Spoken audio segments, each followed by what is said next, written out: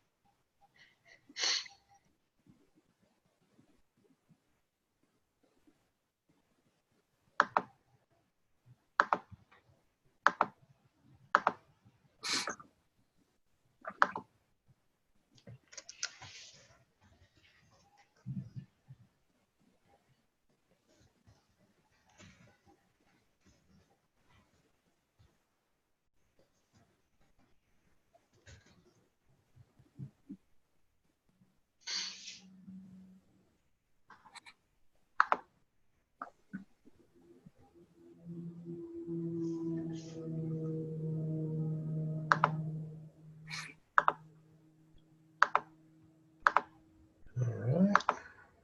Pulling up.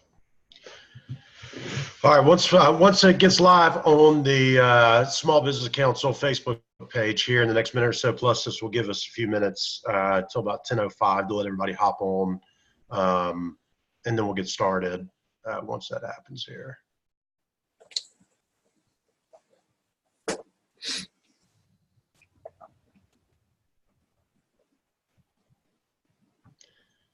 And if it doesn't connect, we'll just not be live on the Facebook page.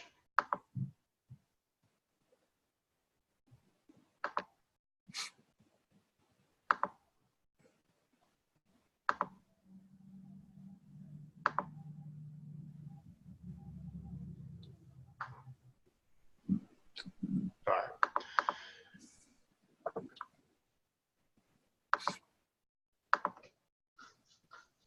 So it looks like it's not wanting. We've had this the past couple of times where it's not wanting to stream live on the Facebook page. So we'll have to look into that. Elizabeth, hello. Okay, so once again, everyone, welcome, and I'm sure people will drop in as we continue going here. But if you've got questions, obviously a big part of this is to ask questions. We've got an opportunity with Mark here for the next hour where obviously he's going to be going over a lot of things dealing with your online presence and cybersecurity. And so this is an opportunity to take advantage of his time. He's been gracious enough to walk us through this, and super excited, Mark, to have you on.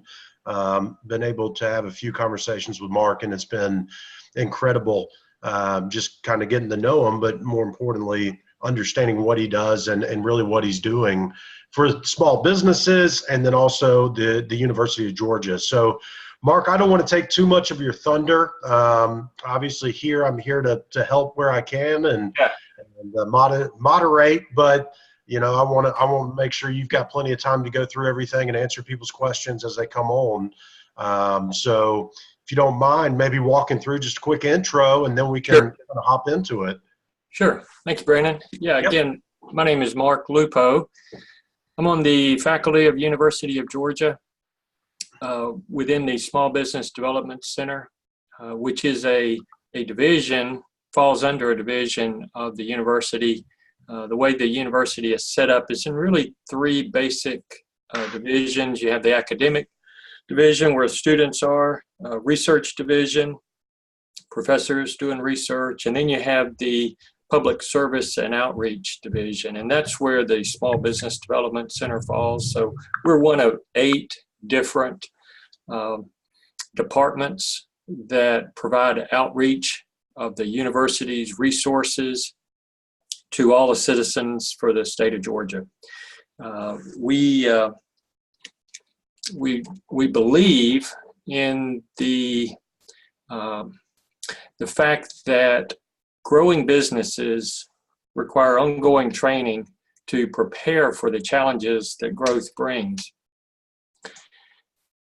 And Brandon, there we go. So our role is creating, developing, and providing the training to help foster that growth. And the way we're set up is that we're in 17 offices across the state. We are partnered with the Small Business Administration. They provide part of the funding for our network and our services. So many folks think of us as the SBA, though we're not. We're part of the university conducting outreach. And as you can see, there are 17 offices. 11 of those are University of Georgia centers, and then 6 are partner universities. So let's see, I think many of you are in Fulton County. That would fall under the Georgia State University office, which is located downtown. And then we also have the DeKalb office, which would be serving DeKalb County and some others. So each of the 17 centers has a service area. It kind of depends on population. Some would cover one county, some up to 20 plus counties. But we serve every county across the state through these 17 offices. And if you haven't utilized our services, really encourage you to consider us a resource for you in your business. There's no fee for our service. This is prepaid through our tax dollars. So we want to leverage all the information that we can, the experiences that we have to help you as a business owner continue to grow. So as we go through today, I would appreciate any kind of feedback. Like Brandon was saying, he'll be monitoring the chat. So as you have questions, feed those up to him. And also, as we go through, I'm very accustomed to working in a kind of a classroom type environment. So be asking questions. If you want to provide some feedback to those questions through Brandon, that would be helpful. Also, have a little delay on the way this PowerPoint is scrolling. So until that catches up. All right, so today we're talking about cybersecurity. We talk about the challenges that growth brings. This is one of the areas that we see to be the most challenging going forward for businesses. It is, as you think about cybersecurity, it is somewhat on a continuum. And that continuum falls between convenience on one end and security on the other. And each of us falls somewhere along this line.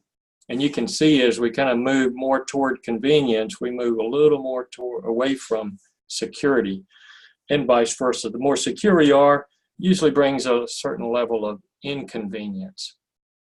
And our decision as individuals, as business owners, is to really come to some kind of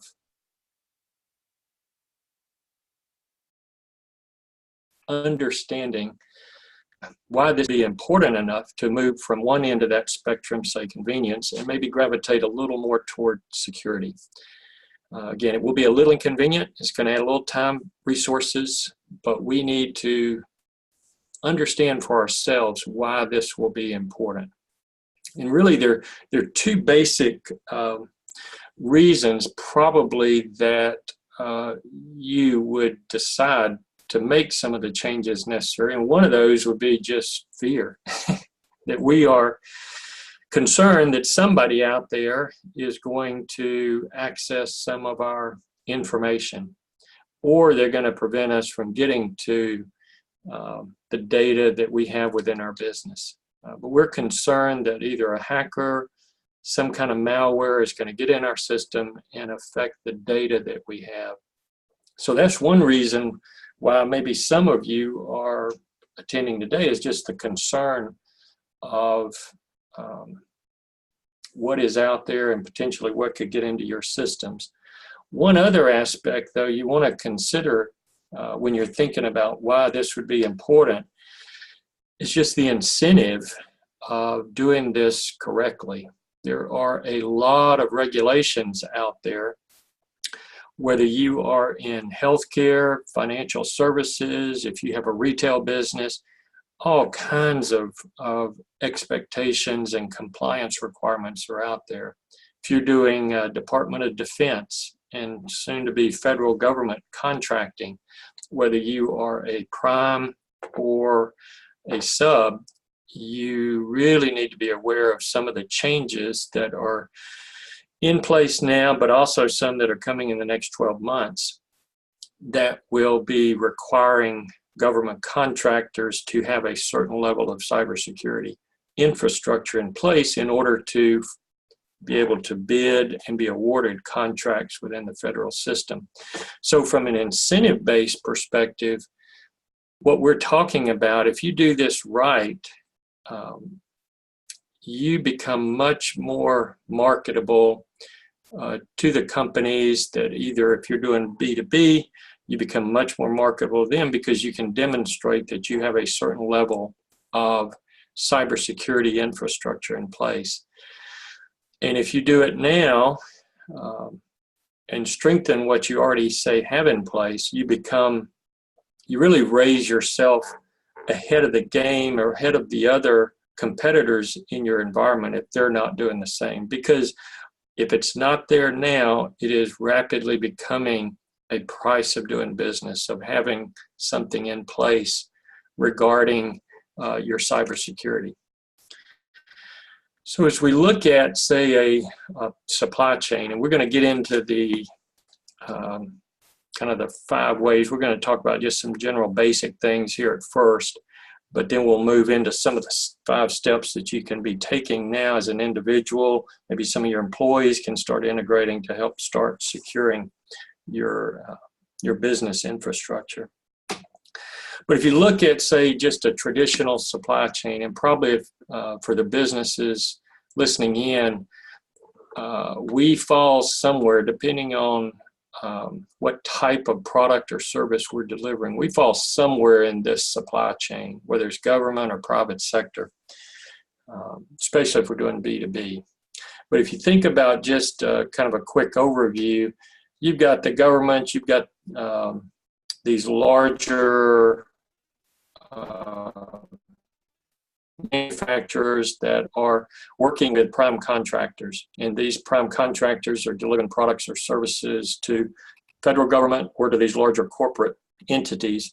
And then you've got these smaller businesses which are providing good services to the prime, which then they will deliver to the end user.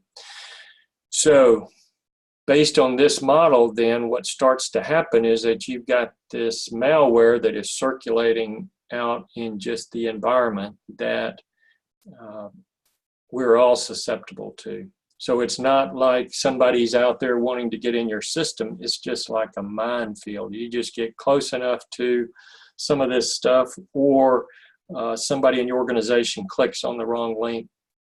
It wasn't targeted directly to your company, but by virtue of opening that link, say in an email, it has opened the door for that malware to download into your system. Then you've got these individual hackers that are directly wanting to get into your system for whatever reason. So they are intentionally trying to hack into your particular business. So you've got malware on one side, then you've got the hackers. So those are kind of 2 threats sitting out there. And then you got these nation states, primarily the big players, North Korea, Iran, Russia, China. What they're wanting to do is get down in here and probably reach some of our critical infrastructure across the U.S. They want to get into the federal government, steal some of the secrets we have out there. And really, there are safeguards in place within these large entities. They have the funds, they put in safeguards to prevent some of that hacking. So what do these nation states start doing? Well, they find the weakest link, which is back over here on the small business, and they try to follow that chain of suppliers and come in the back door to these larger companies. And some have referred to this as island hopping, which gets back to the World War II strategy we had within the U.S. as we were fighting the Japanese in the Pacific, by hopping from island to island to make our way to the mainland. of Japan. So island hopping becomes a threat. And as a small business, again, you might not be the direct target. You might be just the conduit that they're using to get to somebody else. And it could be malware, but it also could be an individual hacker, or it even could be a nation state. So just kind of give you a sense of the environment that we are all operating in as small businesses. And Mark, just some of the basics. Mark, yeah, sure. Quick question on all of that. Obviously, with me being a small business, and a lot of the people really and that we work with are small businesses. One thing that I always think about is, well, I'm just a small business here in Sandy Springs, Georgia. Why would anybody want to hack me? So essentially what you're saying is people are hacking me. Not really, they could care less about what I've got going on, but they want to find out what opportunities it is to get to somebody else that maybe we're working with. Many times, right. That is exactly kind of the strategy. And if you go back to say 2013, 2014, there was a famous hack that occurred with Target, the retailer Target. Yeah. And it was over, I think, 70 to 80 million personal information that allowed for individuals' credit card numbers, individual customers, was pulled out of the Target database. And the way that started, that hack, as I traced it back, it came back to an HVAC vendor that was monitoring the kind of the administrative headquarters of Target. So they were monitoring the temperature for AC and heating and they were doing that electronically. And so the hackers came in the back door through the HVAC vendor, went up to the Target headquarters. The database was not segmented between the administrative and the retail. So then they hopped over to the retail and then down to the individual stores and pulled that data out. So yeah, it was not the HVAC vendor they were after, but that opened the door for them to get into the big boy. Wow, that's great. I mean, so I guess the bigger picture for this is, what kind of responsibility or liability, or I don't know if that's the right phrase for it, do we have as small business owners to protect against that? Or is that all on Target? Did Target not have the right things in place? Well, the way, we're in such a litigious society, Target's, and I'm not sure how that came out on the legal side, but I know that these days, as retailers, we are agreeing that we are PCI compliant. So we're agreeing that we have certain security in place to protect the information, whether it is we're using a chip reader versus swiping a card, or we have a secure line that will, or let's say a communication link between our merchant terminal and where that card, how it's transmitting that data. We become responsible for that. And so, right, yeah, I mean, we get back to healthcare, looking at the federal government these days. If you accept a contract and say that you're compliant and you're really not, then you just open the door for litigation, as well as being kicked out of government supply chain. Yeah. So interesting. Yeah, we are taking on, and more responsibility will be placed on us as individual small businesses. And that's why this is kind of a daunting task to look at doing what we're doing. And what we're talking about today is going to be just some of the first steps, maybe in doing this on an individual basis. General Honore, back during the post-Katrina response, he talked about building a culture of preparedness going forward. And that's kind of what we're talking about here, is kind of building a culture of preparedness on the cyber side. Yeah. Makes sense. Some of the basics of what we're seeing now: in 2018, 58% cyber attacks occurred in businesses like us. In when we talk small businesses, according to the Small Business Administration. They're defined as usually less than 500 employees. And usually, depending on the industry, maybe 30, 35 million in revenue. And many of us probably are not near some of those numbers, but when you hear the term small business, it is kind of relative, related to the SBA definition. This was something that really has significance, is that the increase in ransomware attacks against businesses has skyrocketed. Where prior to this, it was ransomware maybe hitting individuals at home.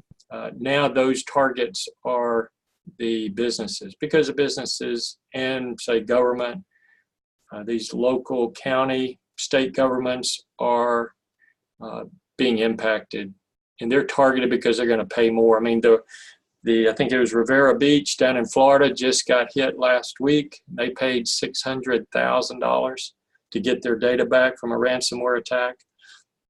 I heard the city of Baltimore ended up paying, they did not pay the $76,000. They ended up having to, it cost the city, like, I think over $18 million to respond.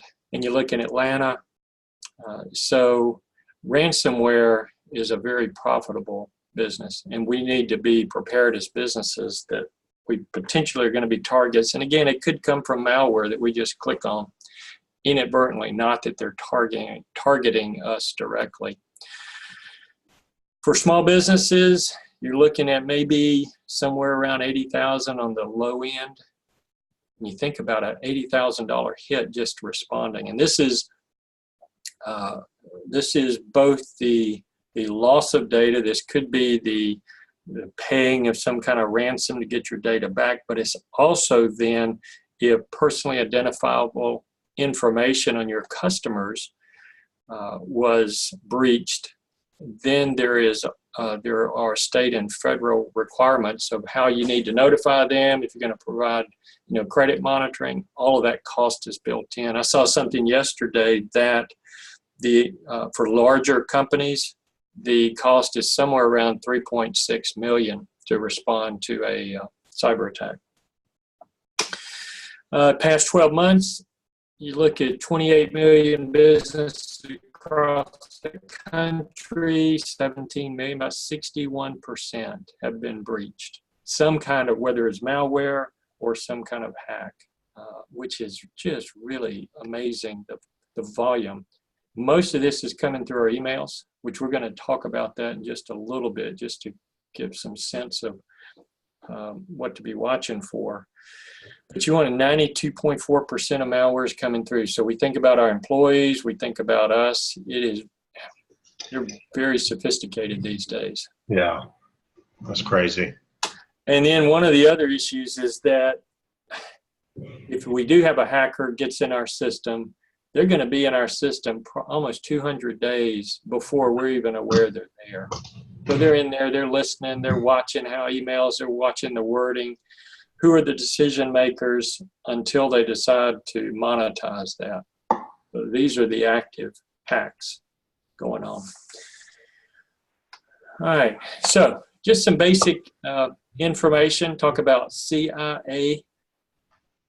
Not the folks up in Virginia in the trench coats and all. What we're talking about is referred to as the information triad, but it has to do with characteristics, aspects of our digital data that are targets of the hackers, the malware.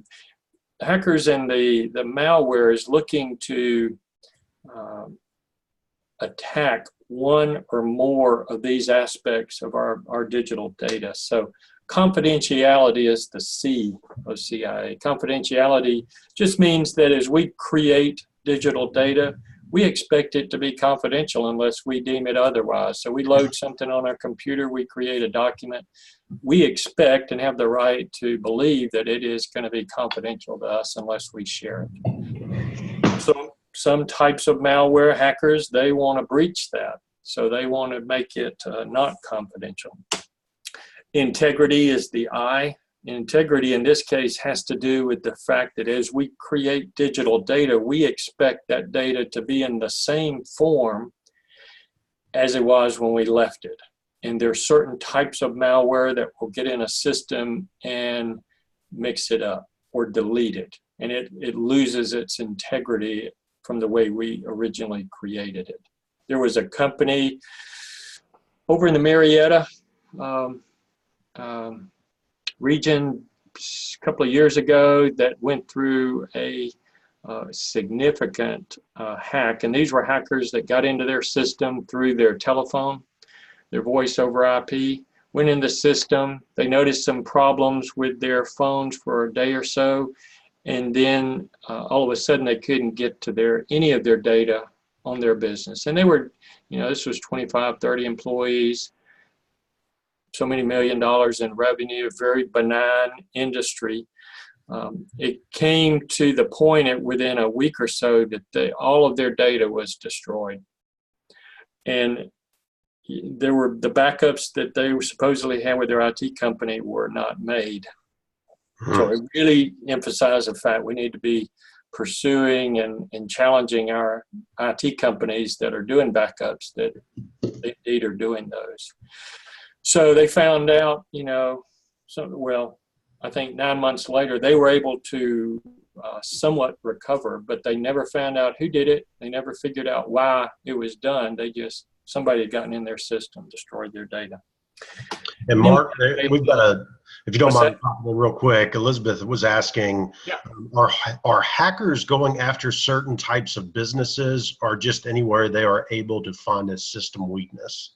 That's a good question. In certain cases, they are after particular industries because they know many times that those industries are going to lead them to some of the larger players, which is their ultimate goal. On the retail side, not as much. I mean, they're looking at, these are somewhat criminal, so they're looking at monetizing whatever breach they're doing. And so if they're stealing data and they're going to pull that data out, they want to be able to sell it. So if it's credit card data, they need a bunch of credit cards in order to make it kind of worth their while, usually. So in my experience, it's not necessarily a particular industry they're after. They're after information, or they're after something that they can make some money at. Yeah. Whatever that is. Interesting. Availability relates to when we create digital data, we expect it to be available for us to get back to it. And if you're thinking about some of the more common aspects of malware that are out there, one of the ones that kind of stands up regarding availability is ransomware. That's the most common that prevents us from being able to access our data unless we pay a fine. And the recommendation from the FBI is to not pay. But again, some of the examples out there, with especially local state governments, has and some of the healthcare entities that have suffered ransomware attacks, it really challenges them to not pay and then have to suffer the consequences. And we're dealing with criminals here, so there is the potential they're not going to release the data anyway. Yeah, that's one thing that I always think about is, are they really going to do what they say they're going to do? Anyway, right. No. I think the guiding philosophy is that this is a money-making business to them. So if it becomes questionable whether they're going to release the data, then more and more companies aren't going to pay. Yeah. So it's kind of in their interest to release the data, get the money, and then move to the next one. And then there are cases where they're going to come back to the same company somewhere down the road because they know they're going to pay. So just like another criminal. Yeah. So go ahead. I said, no, that makes sense. Yeah. Yeah. They need to release the data, or otherwise it's going to kind of kill the whole thing. Yeah. Right. So CIA is important just to keep in mind what aspects of data is this malware, are the hackers after. And then we move into these words. They can be very confusing. Identification, verification, authentication, authorization. How do we make sense of that? And, in part of my background, I was a law enforcement officer. And so I kind of approach it from that aspect. So for those listening, watching, if you would just kind of picture yourself, close your eyes, picture yourself. It's about 2:30 in the morning tonight. So go to bed, 2:30 in the morning, you hear something like this at your front door. Okay, what do you do? So if somebody's knocking on the door, 2:30 in the morning, what do you do? And I've heard everything from, asking the question, who is it, to just firing a few rounds through the door. Yeah. And that's why most law enforcement officers are going to stay off to the side of the door. But anyway, we ask, say, who is it? And so the response is, Mark Lupo, Sheriff's Office. All right, so I just identified myself. Now, thinking about your situation, you're at home, 2:30 in the morning. Because I identified myself, are you going to let me in? What do you think? Just because I said, okay, I identified myself with the sheriff's office, most folks probably aren't going to take that at face value. So they're going to ask what? Show me your badge, show me some ID, hold it up to the peephole there, you look out, you see the badge, I've just verified who I am. Next question would be, okay, so you're going to let me in? Probably not, hopefully not, because I tell you, those badges you can pull anywhere, get them off eBay, whatever. But I've just identified myself, I just verified who I am. So how do you determine that I am who I say I am? What would be another step to do that? And, the probably accepted thought would be, well, pick up the phone, call the sheriff's office and ask them, hey, listen, you got a deputy outside my door? Okay. By doing that, what we've just done is authenticated the fact that the person at the door is truly the person they say they are. And then authorization, there might be a warrant. That's some reason that I could enter the premises. So identification, we're given name, say, verification, there's a second step there that we are providing some kind of proof. Authentication is over and above that, and authorization is a legitimate reason to come in. This really has importance as we we talk about verifying who you are on the internet. When you go to a website, how do you verify who you are to that website to allow you in? And so there are three basic ways in which we can verify who we are, and they will be, one is just something we know.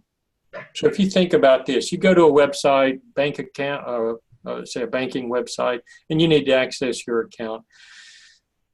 What do you enter into the website that would be something you know? In many cases, that would be our name, say a username and a password. We know that, not necessarily everybody would know that. So that is one way we can verify who we are. The second is something you have. Now, something you have is related to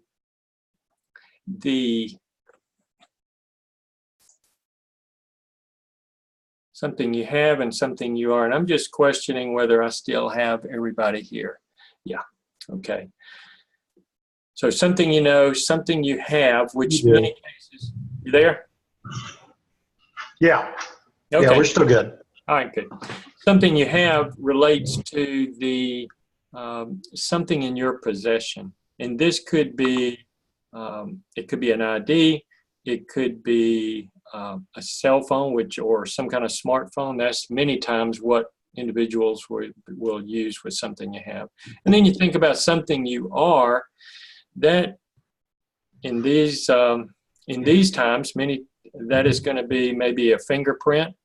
It could be DNA, retinal scan, facial recognition, the new iPhones, or pick up your face to unlock things. So when you are verifying in a digital environment who you are, these would be the three basic ways in which you would do that.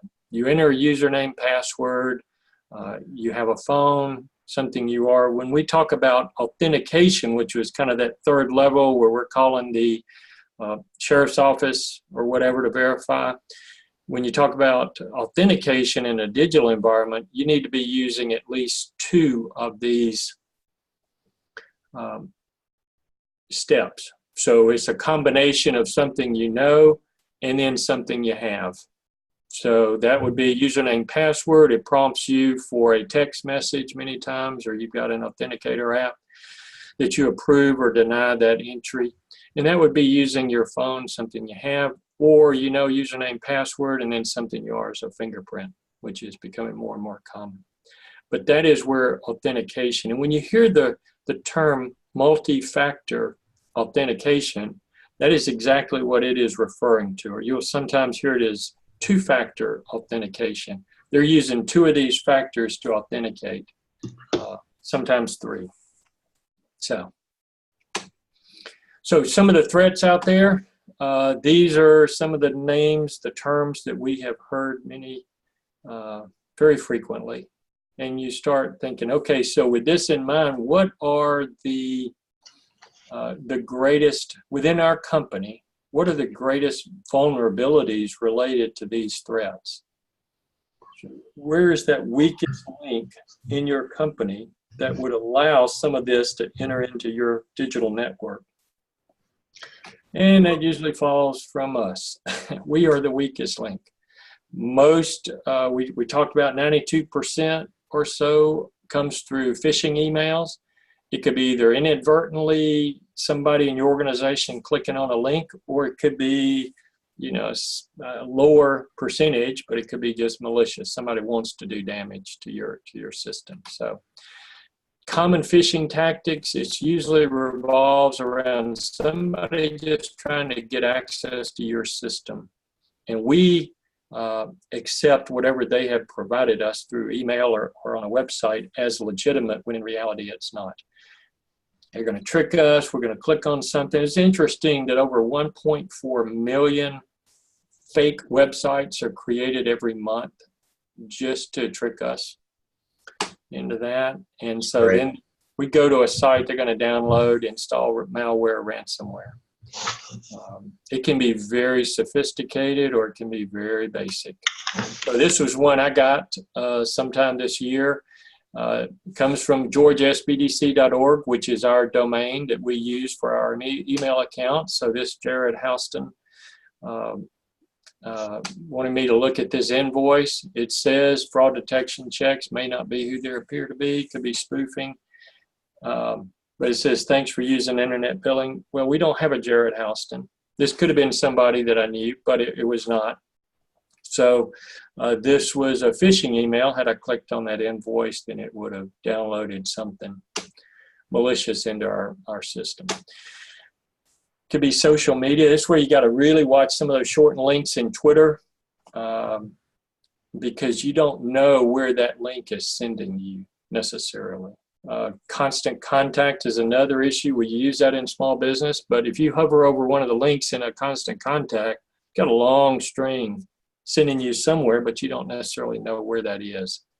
Facebook, they call it smishing, using a text. You could get just an anonymous text that you think is legitimate, or it could be spoofed from one of your friends, and you click on load the preview and it downloads malware.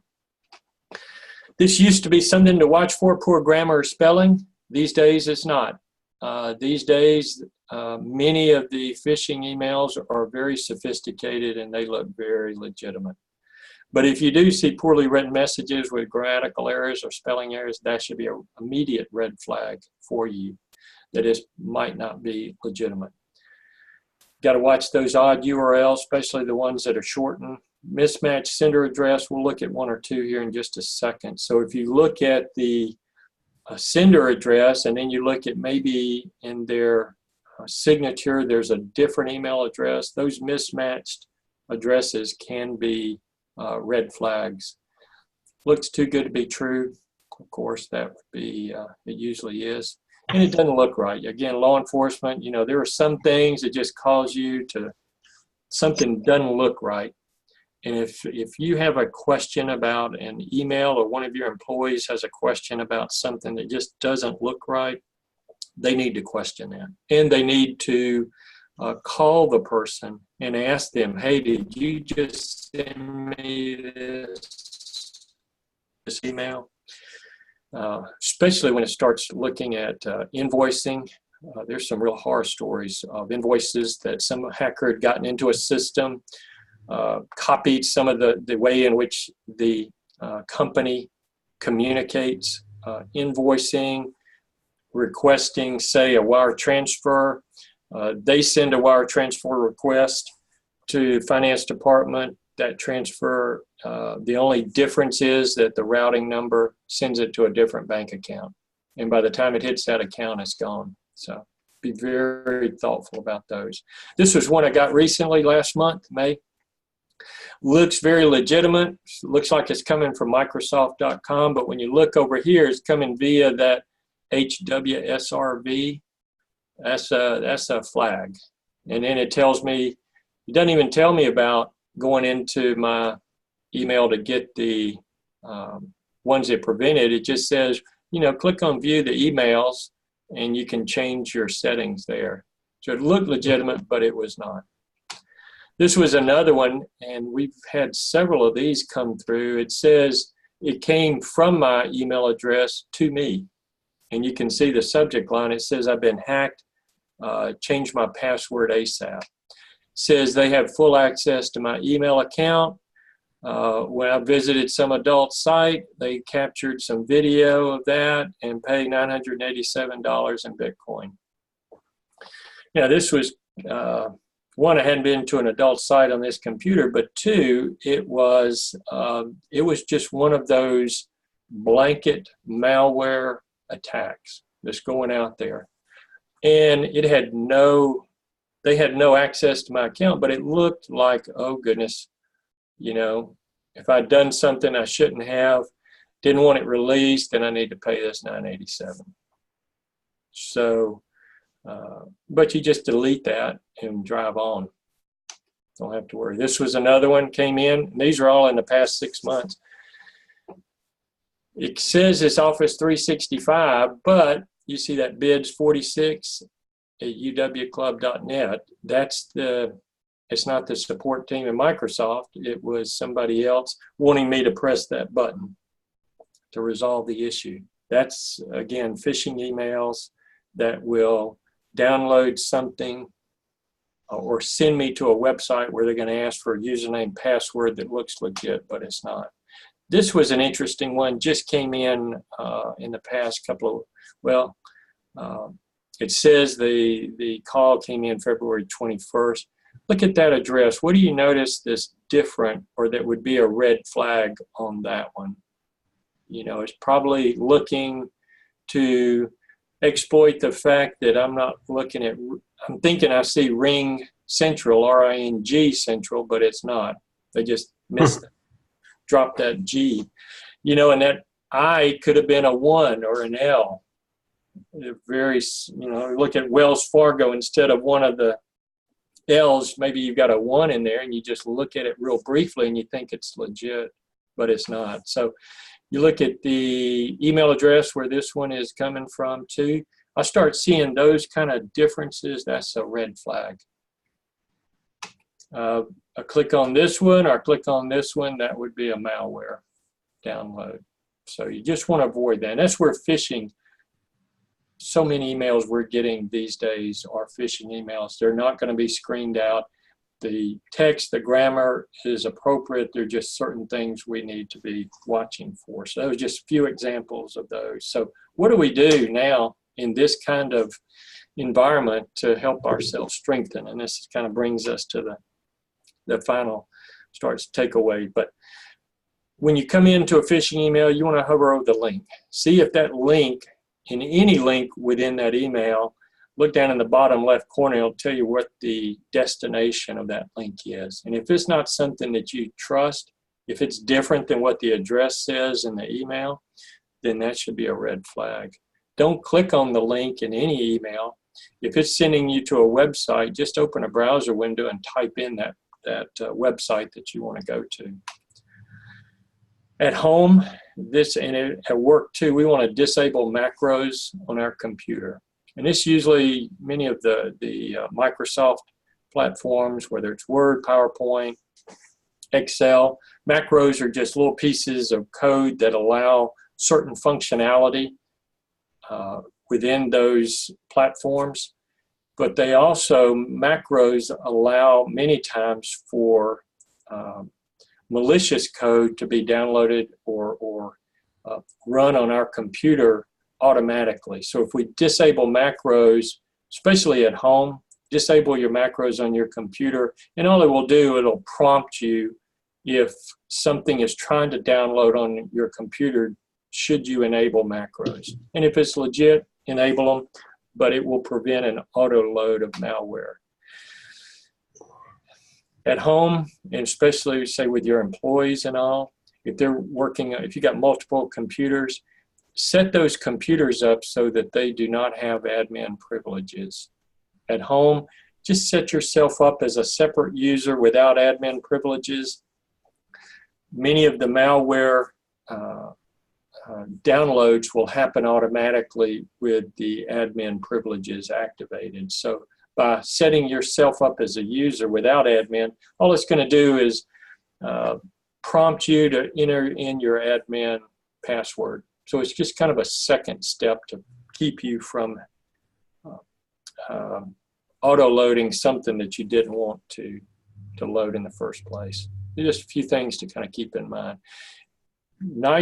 Google came out with this quiz that you can use to help train some of your employees, yourself, related to phishing. So it's a quiz. You take the quiz, you can see the link down in the bottom right. If you just do a Google search for phishing quiz, Google, you'll get the link that will come up.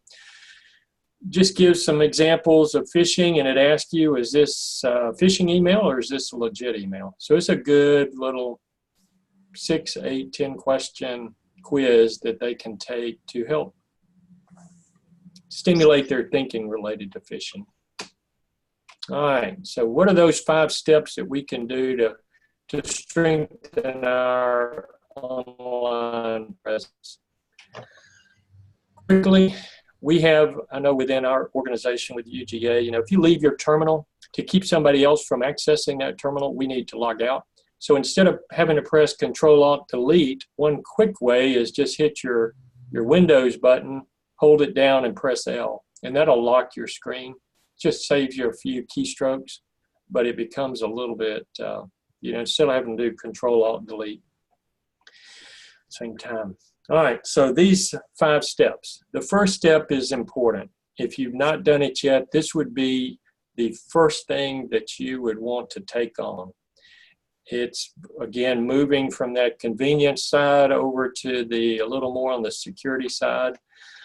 But if you don't use a password manager now, you need to start. That's just going to be a price of doing business going forward.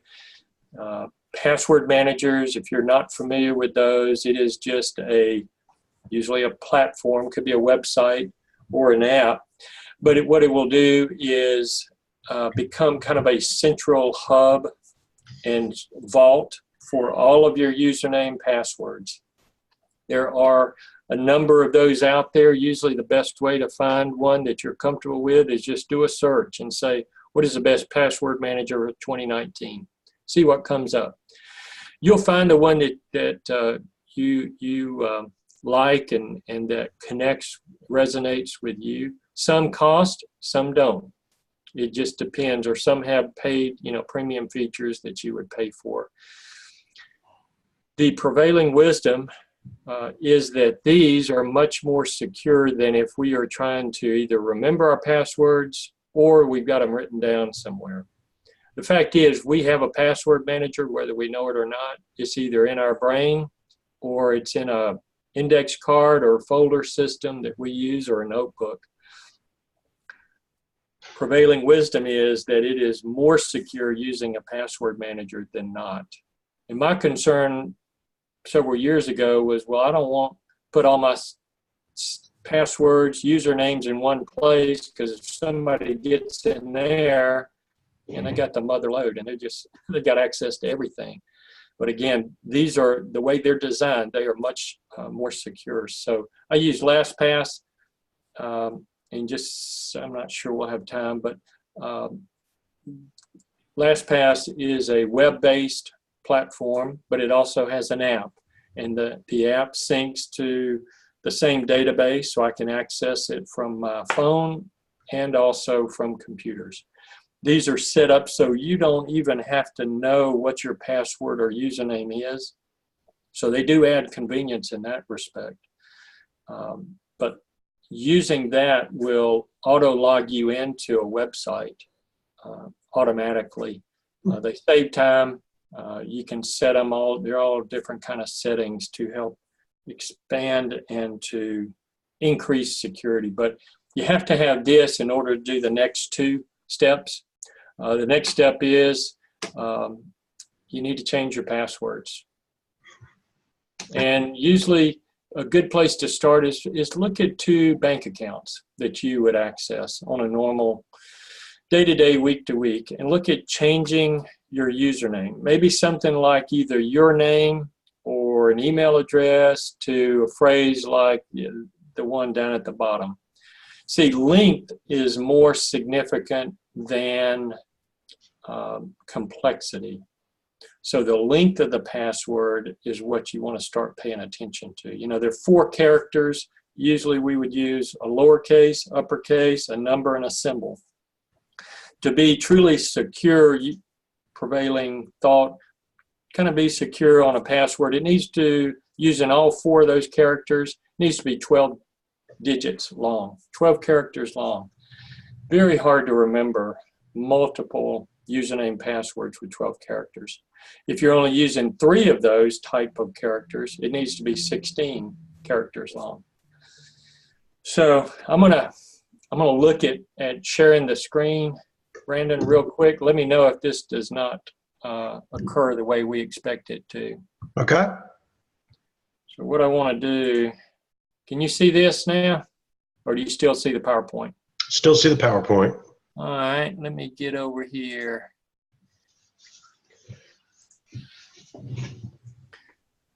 About now, do you see this looking glass? Yep, map? there it is. Okay, so what this is a nice little, I started this right before we began the presentation.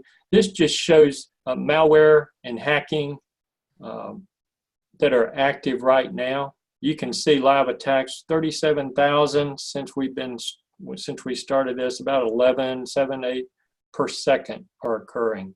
You can click on these and it will show you where it is, what kind of attack is going on.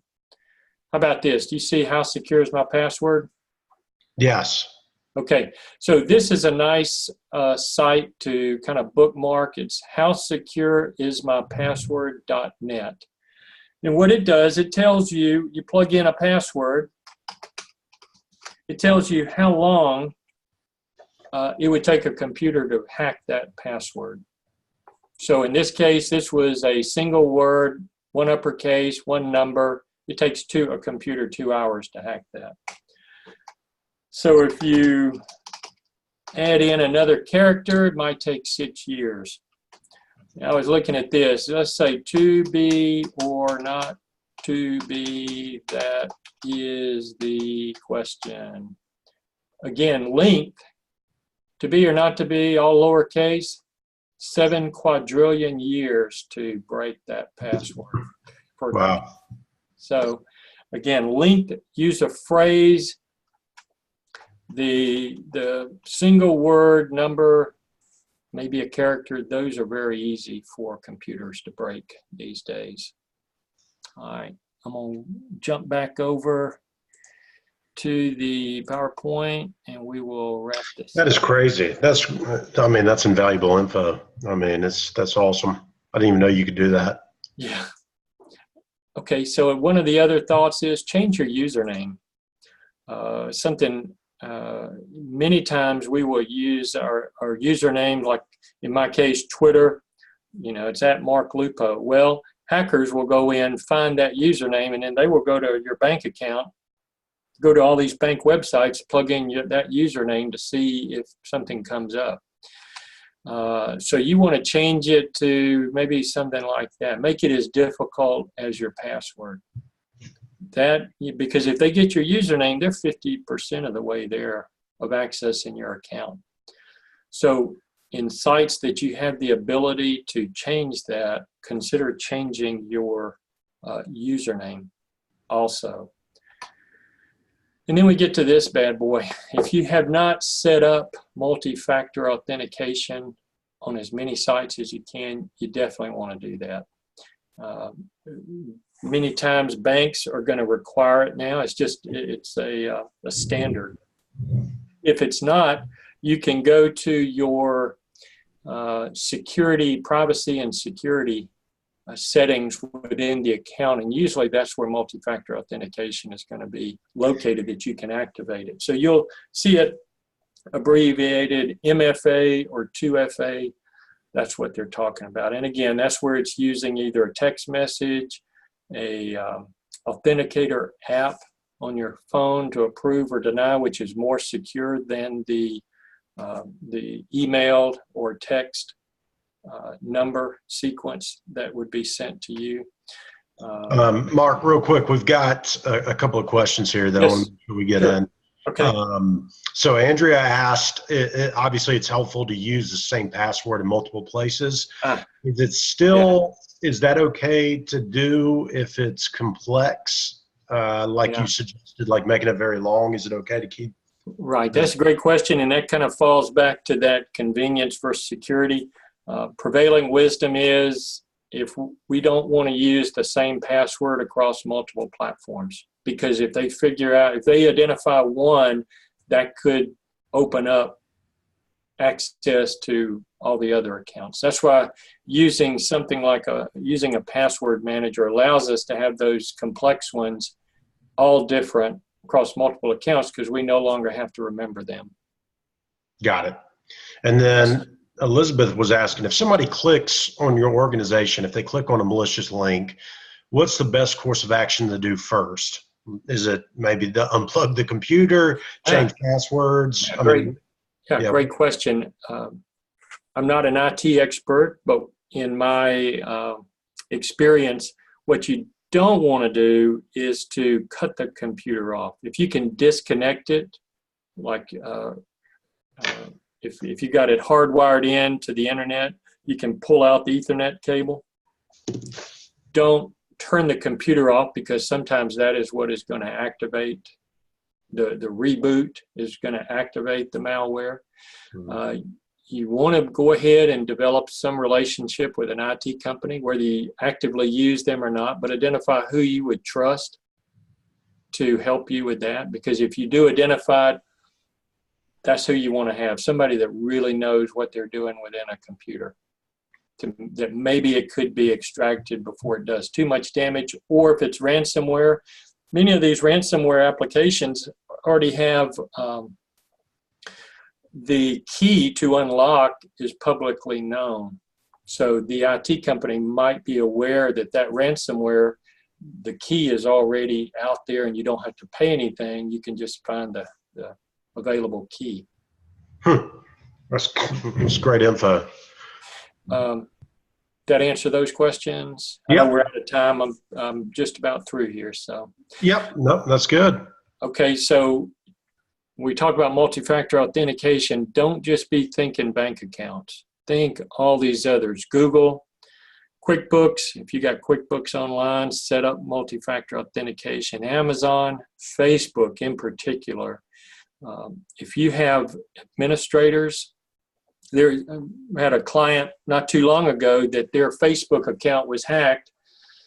Somebody got in, they set themselves up as a Facebook administrator on that individual's business page, deleted the owner and all the employees off as an administrator, and took control of their Facebook page. And they were unable to, I don't even know if they were able to get back into their Facebook page, because Facebook just has a very convoluted process to prove who you are and that you're not the person that has an administrative authority there. So again, Facebook set up multi-factor authentication. So somebody coming in there, they break your username, password,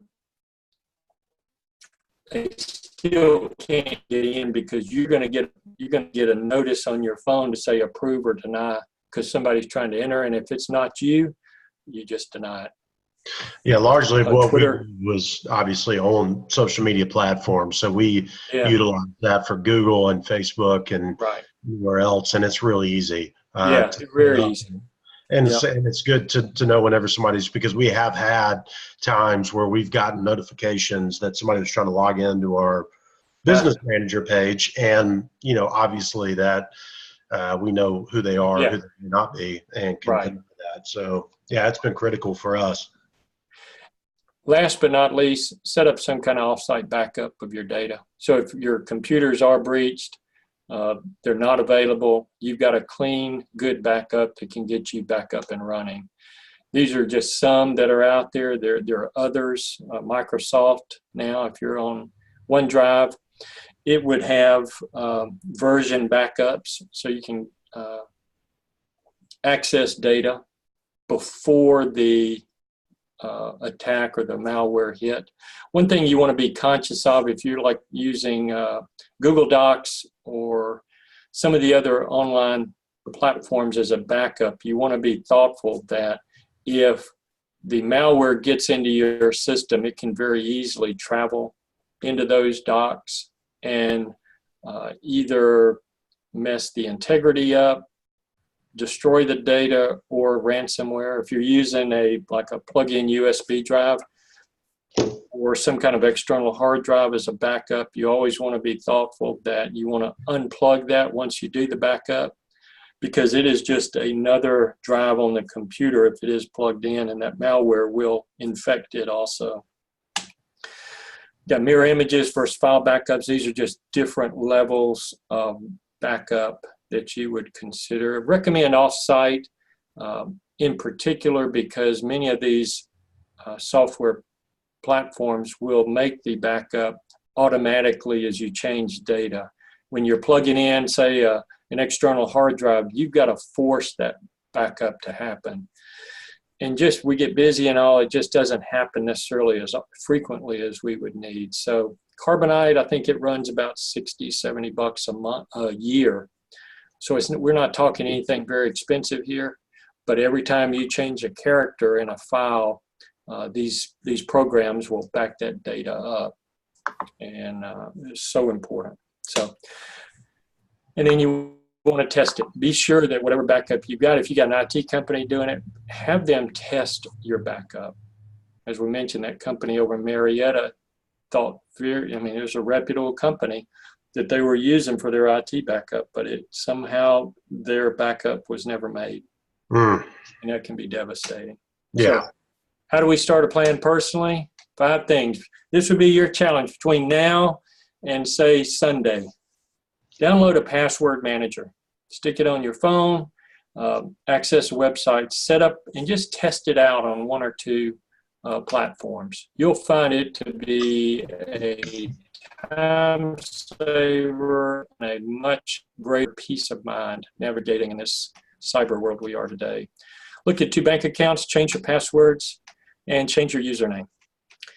Implement multi-factor authentication on as many sites as you can. You'll be very surprised if you haven't done this to date, how many sites are using this and how valuable it can become. And then do some kind of online cloud backup solution. I know I'm a few minutes over. Really appreciate your attendance and your attention today. If you have any questions, I'm available. I think the PowerPoint, we can make that available, that PDF I sent up to you, Brandon. Yep. And I'm going to forward you also just kind of a little checklist of those 5 things that somebody can use just to check them off as they go through. I'll email you that. But consider the University of Georgia Small Business Development Center as a resource to help you. And if you have any questions about this, Brandon, you can just forward the questions to me. I'll be happy to answer anything going forward. Awesome. And it looks like down here, a good place to reach you is email address or through LinkedIn. Yeah, right. Sure. So if they have anything, or if they need to ask questions, or they want to follow up on anything, they can go to those 2 areas. Sure. And reach out to you, I'm sure, right? Right. That would be great. Perfect. Mark, cannot thank you enough. This is invaluable information. And obviously, I know you could go on for hours upon days upon months of all of this. And it's a constantly moving target. So True.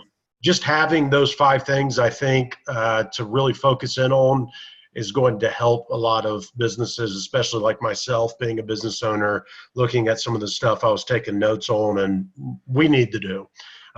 So I can't thank you enough for your time, and definitely look forward to having you back on some point in the future to talk about some other important things when it comes Sure. to cybersecurity. So thank you so much. Pleasure. Absolutely. Well, thank everybody for tuning in. This will be recorded and put up as well. So if you need to rewatch it, let me know. Or just go to the Sandy Springs Chamber website or Facebook page. But all in all, everybody have a great day and week. And thanks again, Mark. Yes, sir.